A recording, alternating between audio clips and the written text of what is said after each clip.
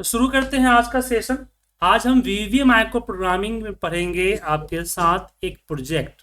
ठीक है, जैसे हम यहाँ पे एक्सेल फाइल पहले समझते हैं कि हमारा प्रोजेक्ट क्या है। क्या है कि मैं एसक्यूएल यूज करता हूँ और मुझे हर दिन डेटा को एक्सपोर्ट करना होता है। तो मैं चाहता हूँ कि मेरे एफ ड्राइव के अंदर एक फाइल बने। एक minute, F drive E drive करता हूँ। ई ड्राइव के अंदर एक हमारे पास यहाँ पे बैच नाम का फोल्डर है। ठीक है, अब इस बैच नाम के फोल्डर में एक का फोल्डर बने 2025 का, 2025 का। अगर है तो ठीक है, नहीं है तो बनाए। फिर 2025 के अंदर महीना कौन सा चल रहा है? अगस्त। तो अगस्त का फोल्डर AUG अगस्त का फोल्डर बनाए, अगर है तो नहीं बनाए, अगर नहीं है तो बनाए। फिर अगस्त फोल्डर के अंदर डेट है हमारा 1 अगस्त का, तो यहाँ 1 अगस्त का फोल्डर बनाए, अगर है तो नहीं तो बनाए। फिर इसके अंदर एक एक्सेल फाइल क्रिएट करें और उस फाइल का नाम 01-AUG अगस्त 2025 टाइप करके फाइल बनाए। तो इतना काम मुझे डेली करना पड़ता है। कई बार गलती से छूट जाती है, नहीं बनाते हैं तो एसक्यूएल क्वेरी चलती है, एरर आ जाता है, डेटा एक्सपोर्ट होने में बहुत टाइम लग जाता है। तो हमें कुछ ऐसा सिस्टम चाहिए जो ऑटोमेटिकली मेरा एक काम कर दे। ठीक है, ऑटोमेटिकली मेरा एक काम कर दे। तो उसके लिए चलिए बनाते हैं मैक्रोज। तो हम विजुअल बेसिक पे आते हैं, इंसर्ट करते हैं मॉड्यूल और सब्जेक्ट, ये हमारा प्रोजेक्ट नंबर 3 है और ब्रैकेट ओपन क्लोज हमने किया। अब यहाँ पे सबसे पहले जो हमें डेट टाइम लेना पड़ेगा। तो जैसे कि हमने मैसेज बॉक्स के लिए ABCD लिया था, वैसे मैं यहाँ पे Y लेता हूँ और ईयर का फॉर्मूला लगाता हूँ और इसमें डेट लेता हूँ। तो जैसे एक्सेल के अंदर में अगर हमने यहाँ पे टुडे का फॉर्मूला लगाया तो टुडे फॉर्मूला क्या करता है? करेंट सिस्टम डेट देता है। उसी तरीके से यहाँ आपको year formula current system date formula current system date देता है। और ईयर फॉर्मूला क्या करता है? इसमें से ईयर अलग करके 2025 जो है इस Y के ऊपर स्टोर हो जाएगा। अगर चेक करना चाहो तो MSG बॉक्स के अंदर Y लगा के चेक कर सकते हो कि ईयर आया कि नहीं आया। अब ईयर हो गया, अब मंथ चाहिए। तो मंथ के लिए मैं यहाँ पे मंथ का फॉर्मूले के अंदर में हम लगा लेंगे फॉर्मूला डेट का, तो हमारा मंथ दे देगा। लेकिन मंथ जो देगा नंबर में देगा है, बट मुझे जो फोल्डर में चाहिए वो तो अगस्त चाहिए ना। अगस्त कैसे आएगा? अब इसके दो तरीके हैं। ये जो मंथ हमने लिया, इसी को अगर हम मंथ नेम नाम का फॉर्मूला जो कि VBA का फॉर्मूला है उसके अंदर दिया, तो अब जो है M जो होगा क्या आएगा? ये देखिए आपका अगस्त पूरा आएगा। लेकिन मुझे तो AUG चाहिए, तो यहाँ पे कॉमा ट्रू कर दीजिए। आप देखेंगे अगस्त आएगा। आया AGU आया। तो हमने क्या लगाया? जो मंथ हमारा 1 2 3 4 5 नंबर फॉर्मेट में आ रहा था, उसी मंथ को हमने क्या किया? या मंथ नेम फॉर्मूला के अंदर डाल दिया। मंथ नेम फॉर्मूला के अंदर डाल दिया।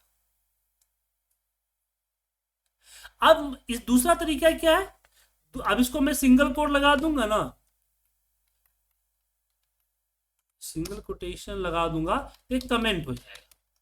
दूसरा है कि एक्सेल में हम टेक्स्ट फॉर्मूला इस्तेमाल करते थे। क्या इस्तेमाल करते थे? Text formula. यहां लगाते थे टेक्स्ट, इसको सेलेक्ट किया, डी यहां पे हम MMM लिख देते थे, तो क्या होता था? ये अगस्त AUG अगस्त आ जाता था। ठीक है, अब इसके लिए हम यहां पे क्या किए? यहां पे हम जो है, अब टेक्स्ट फॉर्मूला तो यहां नहीं आएगा। टेक्स्ट फॉर्मूला लिखोगे, ब्रैकेट ओपन किए, देखिए नहीं आया।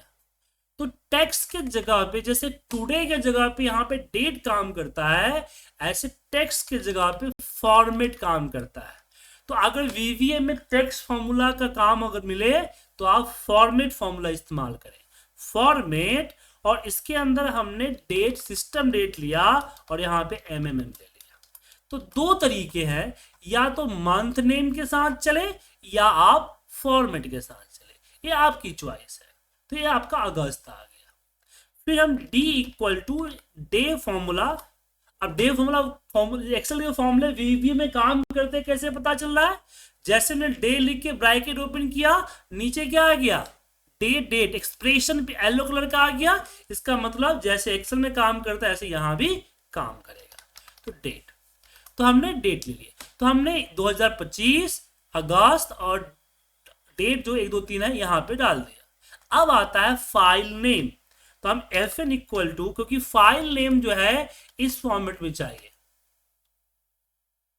ये जो फॉर्मेट दिख रहा है इस फॉर्मेट में चाहिए, तो इसके लिए हमने क्या किया, सेम फॉर्मेट फॉर्मूला लगाया, डेट को लिया और इसमें dd dash MMM dash Y Y Y Y, चारों वाई है, हाँ कर दिया। तो अगर मैं अब देखिए यहाँ पे fn करूं तो fn में आप देखेंगे कि यहाँ पे 1 अगस्त 2025 आ गया। अनुज जी, अजहर जी, समझ में आया, कोई दिक्कत इसमें? अजहर जी आपको, चलिए, तो हमने ले लिया। अब बात आती है कि हम फोल्डर कैसे क्रिएट करें। तो फोल्डर क्रिएट करने के लिए हम यूज करेंगे, क्या यूज करेंगे, dir, और dir के बाद पाथ, सॉरी dir नहीं होता, माफ कीजिएगा, mkdir होता है, mkdir। अब इसमें मुझे F ड्राइव के अंदर, E ड्राइव के अंदर पाथ क्या है, एक मिनट, पाथ करने दीजिए,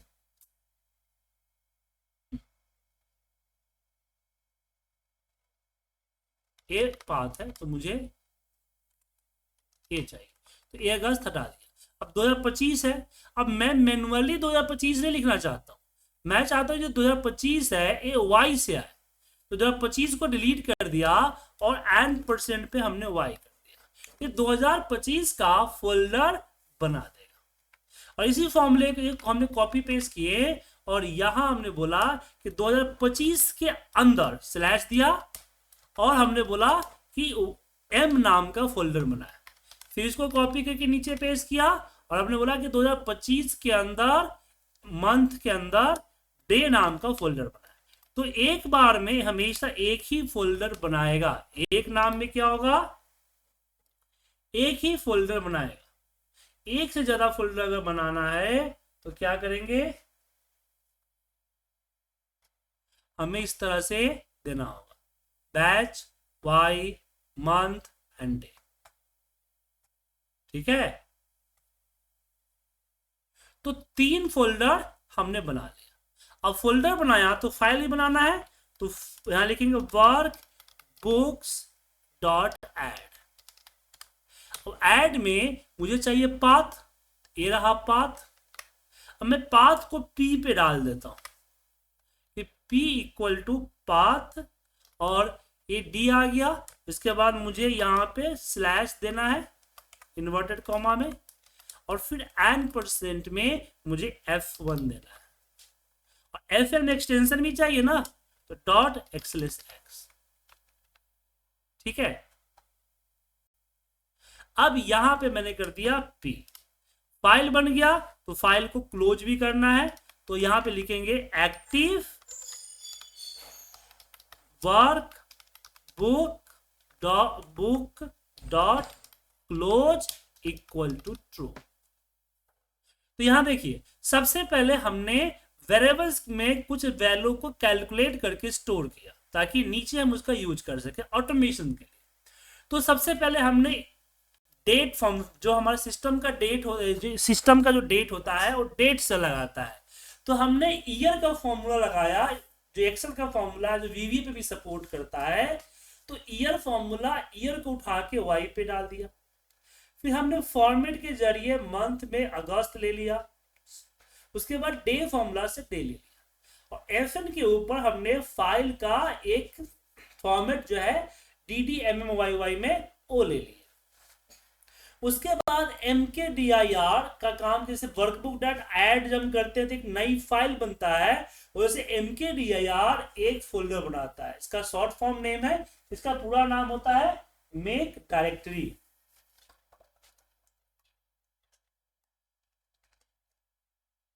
मेक डायरेक्टरी तो हमने पाथ दिया और लास्ट में जो फोल्डर का नाम चाहिए वो दिए, तो लास्ट वाला जो फोल्डर हो वही बनाएगा आप, एक बार में एक फोल्डर बनाएगा। तो पहले हमने 2025 का बनाया, फिर हमने यहाँ पे 2025 के अंदर M का बनाया, फिर 2025 और मंथ के अंदर डे का बनाया, तो 2025 के अंदर डे के अंदर, और यहाँ पे हमने फाइल नेम कॉन्केट करके कंप्लीट ए फाइल का फॉर्मेट तैयार कर दिया। अब यहाँ पे हमने वर्कबुक को ऐड किया, अब नाम और लोकेशन कहाँ है, तो हमने बोला तुम P से ले लो, और ये रहा वर्कबुक डॉट ऐड। अभी फिलहाल हम जो हमने मैनुअली बना रखा है बैच के अंदर 2025, इसको डिलीट करते हैं और एक एक करके हम देखते हैं कि हमारा फाइल काम कैसे कर रहा है। अब यहाँ पे मुझे 1 बाय 1 कोड को रन करना है, तो उसके लिए क्या यूज करेंगे, उसके लिए यूज करेंगे हम F8। जी हाँ, डिबग के अंदर स्टेप इन्फो यहाँ दिख रहा है, इस F8 को यूज करेंगे। तो हमने F8 किया। अब देखिए यहाँ पे कुछ प्रॉब्लम है क्योंकि हमने इन्वर्टेड कॉमा नहीं दिया, तो कंपाइल एरर का मतलब है कि कहीं पे कोड गड़बड़ है, और कहाँ पे कोड गड़बड़ है वो वहां पे जाके सिलेक्ट करके बता भी देता है। ठीक है, तो यहाँ पे हमने इसको इन्वर्टेड कॉमा में डाल दिया। अब इसको स्टॉप करते हैं और फिर वापस F8 किया। अब देखिए ये फॉर्मूला चला और y पे क्या स्टोर हुआ, यहाँ पे दिख रहा है y इक्वल टू 225। फिर यहाँ पे M पे देखिए, M पे क्या आया, अगस्त आ गया, और डे पे क्या आया, 1 आया। तो y पे ईयर आ गया, मंथ पे यहाँ पे मंथ आ गया, और D पे 1 आ गया, और FN देखिए यहाँ पे FN चला, तो यहाँ पे आप चेक कर सकते हैं FN में देखिए 1 अगस्त आ गया, पूरा डेट आ गया। अब M के डायरेक्टरी ने देखिए यहाँ पे ये बल्कि दोनों क्या बना, ये पूरा एक पाथ कंप्लीट किया तो फोल्डर बन गया। आप देख सकते हैं या 2025 का फोल्डर क्रिएट हो गया। अब मान लीजिए मैं यहाँ पे वापस रन करता हूं, तो आप देखेंगे 2025 के अंदर अगस्त का फोल्डर क्रिएट हो गया। अब हम एक बार और रन करेंगे तो आप देखेंगे अगस्त के अंदर एक तारीख 1 है, 1 आ गया। ठीक है, फिर इसको रन किया तो देखिए P के ऊपर पूरा पाथ आ गया, e_bash/2025 अगस्त 01 1 अगस्त 2024.xls। तो हमने वर्कबुक डॉट ऐड किया। अब मुझे ऐड के साथ साथ डायरेक्ट P नहीं कर सकते, मुझे यहाँ पे सेव एज करना हुआ है, गलती लिख दिया था मैंने। देखिए इसको दो तरीके, एक तो आप ऐड करें फिर क्या लिखे, active workbook dot save as, और यहाँ पे P लगा। ठीक है, तो ये फाइल को क्या करेगा, ऐड किया, देखिए यहाँ पे बुक 2 ऐड हो गया। अब इस बुक 2 को इसने सेव एज कर दिया, देखिए सेव एज हो गया यहाँ पे 1 अगस्त के नाम से। फिर इसको क्लोज कर दिया। अब यहाँ पे एक चीज ध्यान रखिए कि यहाँ जो हमने ये जो लाइन दिया, इस लाइन को डालने की जरूरत नहीं थी, तो हम सिंगल कोड लगा के इसको कर देते हैं डिसेबल, और यहीं पे लिखते हैं कि सेव एज, और यहाँ पे P। समझे, तो ये हो गया। यहाँ पे यहाँ पे क्या हो गया कि गेट सिस्टम या सिस्टम डेट, और यहाँ पे क्या हो गया, यहाँ पे एक्सट्रैक्ट मंथ फ्रॉम डेट, ये आ गया। Get day from date, system date नहीं ईयर होगा, get year from system date. यहां आ गया आपका get dd mm and yy date format like text function। ठीक है, अब यहां पे क्या होगा, हमने किया, यह है आपका क्रिएट ईयर फोल्डर, हो जाएगा क्रिएट मंथ फोल्डर इन ईयर फोल्डर। समझ में आ रहा है सर, कोई दिक्कत किसी को?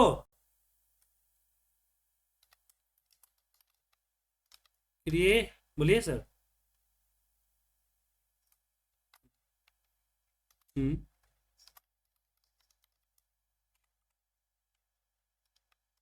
नहीं बताता हूं, वो भी तरीका है, दूसरा बार रन ही नहीं होगा,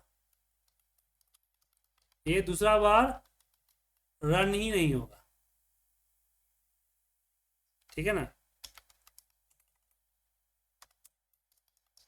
फाइल पाथ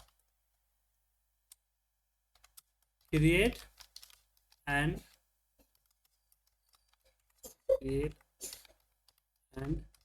सेव एज, ये हो जाएगा आपका क्लोज फाइल। समझ में आ गया सर, कोई दिक्कत तो नहीं है इसमें अब? लेकिन जैसे रन करूंगा ये एरर देगा, क्या देगा एरर?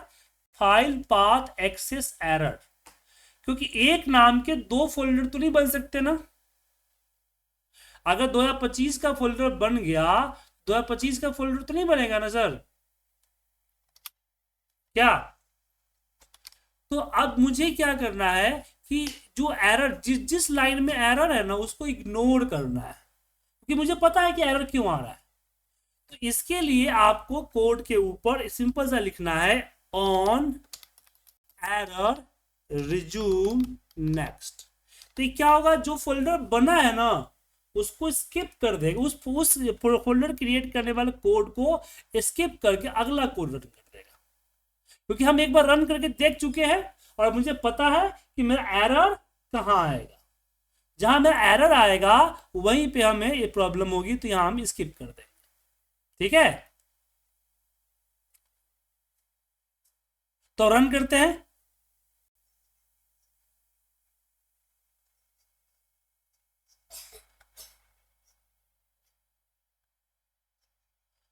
हाँ, तो यहाँ आपने जो हमने टाइम लिया हुआ, डेट लिया हुआ, जो हमने डेट लिए है ना यहाँ पे, इसके जगह पे आप नाउ लीजिए और D D M M Y Y के बाद H H M S S कर दीजिए।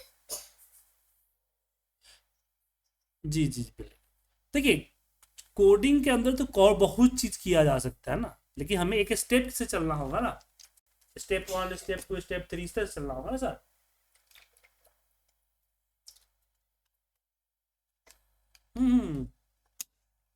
जी बिल्कुल।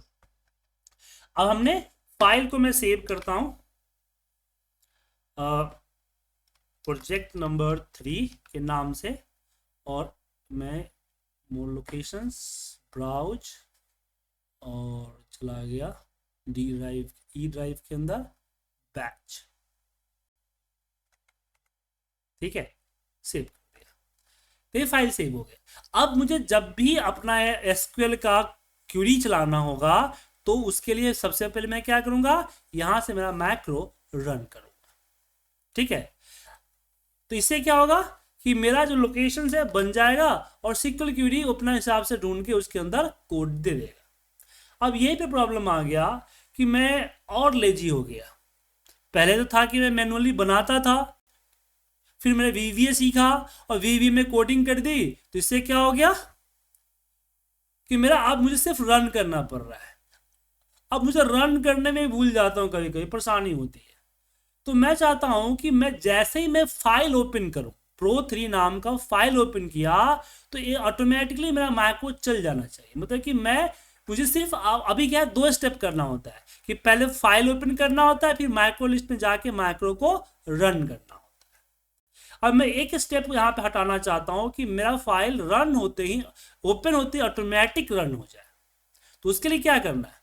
उसके लिए कुछ भी नहीं करना है। माइक्रो नेम जो आपका है इसको कॉपी कर लीजिए, और दिस वर्कबुक दिख रहा है, दिस वर्कबुक पे डबल क्लिक कीजिए, ऊपर आपको दिखेगा जर्नल, इस जर्नल पे जाइए, यहां वर्कबुक पे क्लिक कीजिए और यहां पे एक्शन ओपन कीजिए। एक क्या है? Event micro programming.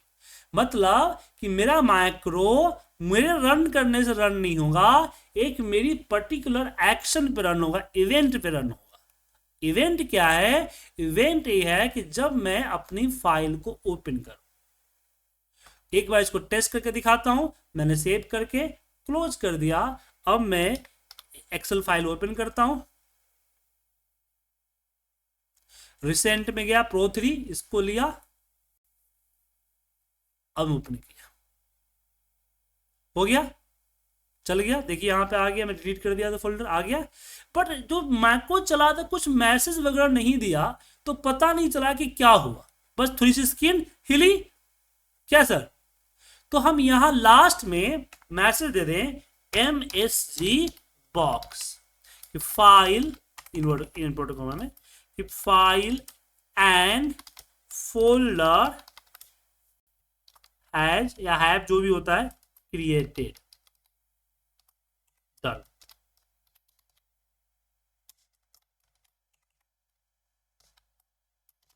अब क्या होगा? जब चलेगा तो लास्ट में मैसेज देगा। अब हम जानते हैं कि मेरा माइक्रो 1 बाई 1 चलता है, पहली लाइन पे, दूसरी लाइन पे, तीसरी लाइन पे, चौथी लाइन। अगर यहां तक पहुंचा, इसका मतलब इससे ऊपर की सारी कोड रन कर चुका है। तो इसलिए लास्ट में हमने कंफर्मेशन मैसेज दिया। तो अब एक बार दोबारा इसको हम क्या करते हैं, यहां से डिलीट मार देते हैं फोल्डर को, और यहां से इसको मैं सेव करता हूं, क्लोज करता हूं, फिर वापस एक्सेल ओपन करता हूं,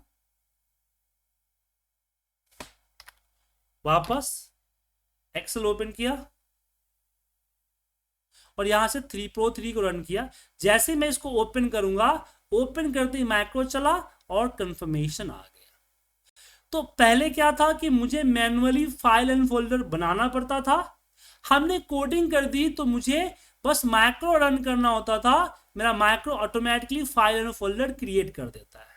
उसके बाद हमने क्या किया कि मुझे एक्सेल फाइल ओपन करने की जरूरत है, सिर्फ ओपन करते ही मेरा माइक्रो ऑटोमेटिक रन हो जाएगा। अब यहाँ पे मैं और आलसी हो गया, मैं चाहता हूं कि मेरा फाइल ऑटोमेटिकली रन हो जाए, मुझे रन करने की जरूरत ना पड़े, खुद ब खुद रन हो जाए। तो एक काम आपका वीवीए प्रोग्रामिंग नहीं करेगा, इसके लिए आपके सिस्टम में होता है टास्क शेड्यूलर, टास्क शेड्यूलर होता है, ठीक है ना। इस टास्क शेड्यूलर पे जाइएगा तो आप अपना शेड्यूल कर सकते हैं। किसका? फाइल ओपन करने का शेड्यूल, कि भाई इतने टाइम पर मेरा फाइल ऑटोमेटिकली रन हो जाना चाहिए। तो मैं क्रिएट टास्क पे गया और यहां पे डाल दिया अपना नाम, जैसे कि नाम डाल दीजिए, जैसे कि फोल्डर FLD के नाम से मैंने बना दिया, और यहां पे हमने इसको ट्रिगर पे क्लिक किया, ट्रिगर पे गया, न्यू पे क्लिक किया। ट्रिगर मतलब क्या ट्रिगर होगा? तो आपको 1 टाइम करना है, या डेली करना है, वीकली करना है, या मंथली करना है, ठीक है। उसका डे टाइम यहाँ पे सेट करना है। तो 26 है, 26-35 है, तो मैं इसको 27 28 कर देता हूँ, 28, और इसको 00 कर देता हूँ, 28 कर दिया। अब यहाँ पे अनेबल होना बहुत जरूरी है, एंड हमने ओके किया। फिर एक्शन, भाई ट्रिगर पे क्या एक्शन करेगा, तो वापस न्यू पे गया और स्टार्ट ए प्रोग्राम, और ब्राउज करके हमने वो फाइल सेलेक्ट कर लिया, जो फाइल है हमारा फोल्डर में, बैच, सॉरी ये है ना बैच के अंदर है ना, pro 3, and okay, and okay.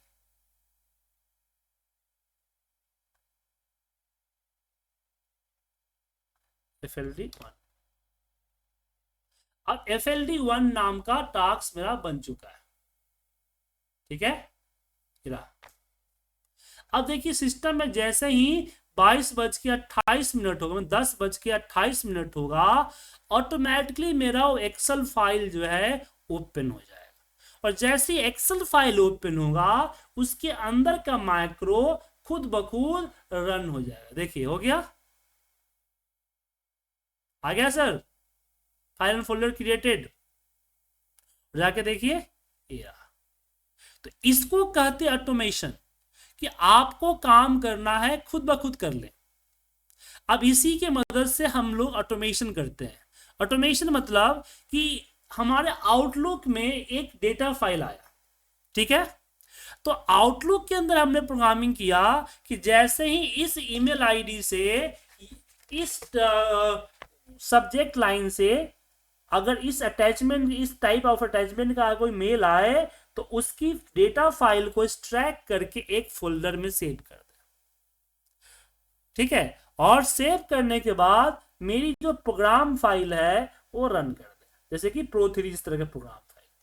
और प्रोग्राम फाइल में क्या होगा, ये सारा ये लिखा होगा कि भाई उस डेटा फाइल जो आया है उस पर सारा रिपोर्ट तैयार करना है, और रिपोर्ट तैयार करके मुझे इस फोल्डर में रखना है, और लास्ट में इस पर्सन को मेल करना है। मतलब कि फुल्ली ऑटोमेशन, कि मेल आया, मेल आते ही रिपोर्ट बना, और जिसको भेजना है वो चला गया। या फिर एक पर्टिकुलर टाइम पे आप चाहते हो कि अगर 10:20 बजे, तो पर्टिकुलर टाइम पे कुछ लोगों को मेल चल जाए, या डेटा बन जाए, रिपोर्ट बन जाए, सर्वर कनेक्ट हो जाए। इस तरह की प्रोग्रामिंग आप कर सकते हो। समझ गए सर?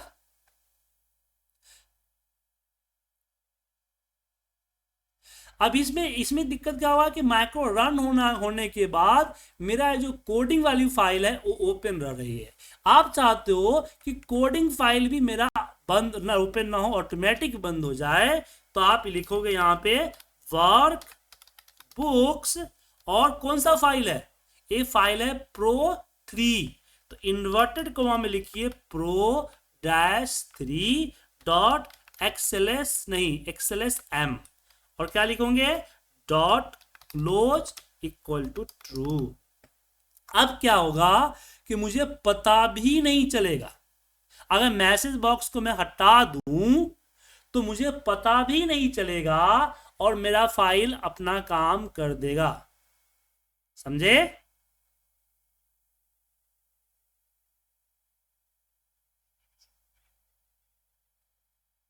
बोलिए बोलिए।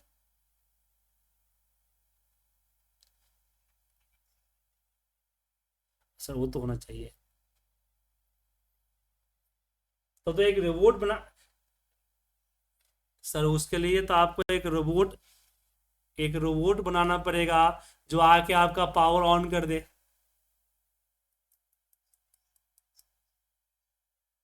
हाँ, उसके लिए आपको आपको यूज करना पड़ेगा माइक्रोसॉफ्ट का जो पावर ऑटोमेट आया है, समझे? तो आपको ऑनलाइन जाके स्क्रिप्टिंग करनी पड़ेगी, और लेकिन उसमें भी प्रॉब्लम है, फाइल फोल्डर क्रिएट थोड़ी कर देगा, वो तो मेलिंग वगैरह कर देगा, आपका फेसबुक में अलाइन, फेसबुक वगैरह या ट्विटर वगैरह पे पोस्ट डाल देगा, ये सब करेगा ना, आपके सिस्टम में छः सात थोड़ी करेगा। गूगल शीट या कोनो शीट आपके सिस्टम के अंदर अगर फोल्डर बनाना है, तो आपका सिस्टम ओपन होना चाहिए ना।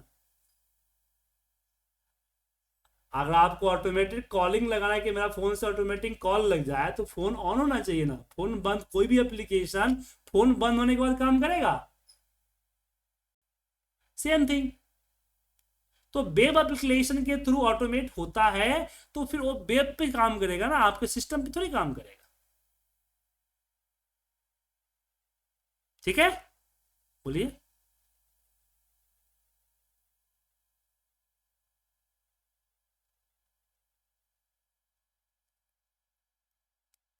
तो हो जाएगा, वो आउटलुक के अंदर, वो आउटलुक की कोडिंग है, आउटलुक के अंदर कोडिंग करनी पड़ेगी, वो एक्सेल का लिंक नहीं है। ठीक है ना? आउटलुक के अंदर ही बीवी की कोडिंग करनी पड़ेगी, उसके रूल्स लगाना पड़ेगा, वो अलग चीज है सर, थोड़ा आगे का मैटर, वो बता दूंगा कभी, ठीक है ना। हम्म।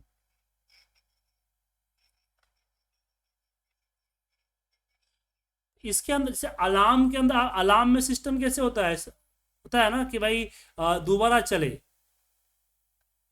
तो इसमें भी होता है ना, यहाँ पे आपका एक्सपायर लगा सकते हो कि भाई एक्सपायर इतना बजे तक एक्सपायर हो जाए, या एक्सपायरी सिस्टम लगा सकते हो। डिले टास्क देते हैं, रैंडम डिले 1 आवर कर सकते हो, रिपीट एवरी आवर, दिख रहा है यहाँ पे, दिख रहा है आपको यहाँ पे, या यहाँ पे ये सेकनोज टाइम जोन होता है, टाइम जोन सेकनोज कर दे, ये सिस्टम, इसको देखिएगा, थोड़ा सा एक्सप्लोर कीजिएगा, इसमें और भी बहुत सारी चीज़ें हैं, मुझे टाइम नहीं मिला इसको एक्सप्लोर करने के लिए, देखिए यहाँ बहुत सारा एक्सप्लोर है। इसका यूज मैंने एक बार किया था, बेसिकली क्या है कि हमारे कंपनी के अंदर में फायर सेफ्टी सिस्टम चलते थे, फायर सेफ्टी का ट्रेनिंग सेशन चला था, तो मैं ट्रेनिंग कोऑर्डिनेटर था। तो हमारे बॉस ने बोला कि हर पीसी के ऊपर जो है एक टाइम पे, जैसे अलार्म बजने से 2 मिनट पहले या 5 मिनट पहले जो है एक पॉपअप आ जाए कि ये जो अलार्म बज रहा है ये एक ट्रायल अलार्म है। तो कुछ लोग इमरजेंसी वाले काम करते हैं तो वो ना निकले, लेकिन बाकी सब निकल जाए ऑफिस से अलार्म होता है सर, फायर एक्सरसाइज। तो उन्होंने बॉस ने बोला था, तो सारे पीसी हमारे डोमेन पे चलते थे, सर्वर के डोमेन पे चलते थे, कॉल सेंटर था, तो हमने सर्वर पे जाके स्टिकर लगा दिया था, इस सेम टाइप का। उसी तरह में मैं सीखा कि टास्क शेड्यूलर भी एक चीज़ होता है, तो उस समय से मैं अपने पीसी में खुद यूज करने लगा, जो शेड्यूल टाइम पे जो चीज़ें होती थी, रिपोर्ट्स वगैरह जो ऑटोमेट बन जाना चाहिए थी, वो लगा दिया था। उसके बाद हमें वेट करना होता था डेटा का, कि डेटा आए तो फिर करूँ, तो फिर मैंने आउटलुक के अंदर प्रोग्रामिंग किया कि जब मेरा डेटा ईमेल आए, तो ईमेल आते ही ऑटोमेटिकली मेरा फाइल फोल्डर ओपन हो जाए, तो हमने आउटलुक की प्रोग्रामिंग की। तो फुल्ली ऑटोमेट आप कर सकते हैं, ठीक है ना, तरीके हैं फुल्ली ऑटोमेट करने के। हम्म। उसमें आपको आता है आउटलुक में, एक आता है क्लासिक, जो न्यू आउटलुक आया उसमें प्रॉब्लम है, बट क्लासिक में हो जाएगा, तो आपको दोनों एप्लीकेशन होते हैं। हाँ, तो क्लासिक जब आप ओपन कीजिएगा ना, देखिए यहाँ ऊपर दिख रहा है, यहाँ देखिए, यहाँ न्यू आउटलुक दिख रहा है ना, इसको ऑफ कर दीजिए, हो जाएगा, क्लासिक चला जाएगा। हाँ, न्यू में तो दिक्कत है, लेकिन न्यू में दिक्कत नहीं है, हो जाता है न्यू में भी, लेकिन तो इसको मैंने न्यू को एक्सप्लोर नहीं किया है, मैं माफ़ी चाहूँगा, टाइम की कमी होती है ना सर। हम्म। हाँ, तो वही है ना, वहाँ से ऑफ कर दीजिए ना, वहाँ से ऑफ मार दीजिए। तो ये प्रोग्राम मैं आप लोगों को भेज रहा हूँ, सभी आदमी की कोडिंग जो है आपके सिस्टम पे, इस प्रोग्राम को आप लोग रन कीजिए अपने पीसी पे। इसमें जो आपका फाइल का जो पाथ है, ये अपना पाथ चेंज कर लीजिएगा, बाकी सब कुछ सेम रहेगा, ठीक है। तो इस प्रोग्राम को आप लोग रन कीजिए, और कोई प्रॉब्लम हो तो रिकॉर्डिंग भेजूंगा, रिकॉर्डिंग से आप कवर कर लीजिएगा, ठीक है। और फिर हम मंडे की क्लास के अंदर हम बात करेंगे सीट हैंडलिंग। हमने आपको अभी तक क्या सीखे कि एक्सेल के जरिए हम फाइल कैसे बनाएंगे, वीवी के जरिए एक्सेल में हम फाइल कैसे बनाएंगे, ये सीखा। अब हम बात करेंगे उसके अंदर शीट्स कैसे बनाएंगे। जब शीट्स बनाना सीख लेंगे तो फिर जैसे फाइल फोल्डर के हमने प्रोजेक्ट दिया, ऐसे हम सीट पे प्रोजेक्ट देंगे। तो हर एक वीवी प्रोग्रामिंग में हर एक कोड कंसेप्ट के बाद हम इस तरह का एक रियलिस्टिक प्रोजेक्ट करेंगे, ठीक है ना। तो यहां पे आपने नई चीज क्या सीखा, नई चीज सीखा कि आप एक्सेल के फॉर्मूले को भी लगा सकते हो। इसके अलावा वीवीए के 2 नए फॉर्मूले हैं, फॉर्मेट एंड मंथ नेम, वो आपने जाना, ठीक है। इसके बाद हमने सिखाया कि हम वीवीए के जरिए अपना फोल्डर कैसे बनाएंगे। अब फोल्डर डिलीट करने आता है, फोल्डर डिलीट करने का कोड जो है बड़ा आसान है। किसी भी फोल्डर को डिलीट नहीं, फाइल डिलीट करने का, फोल्डर का तो थोड़ा है कॉम्प्लिकेटेड है। फोल्डर को तो फिर आपको फाइल ऑफिसों के थ्रू जाना पड़ता है। ये फाइल को डिलीट करने के लिए होता है किल, किल और फाइल पाथ, आपका फाइल डिलीट हो जाएगा, ठीक है सर।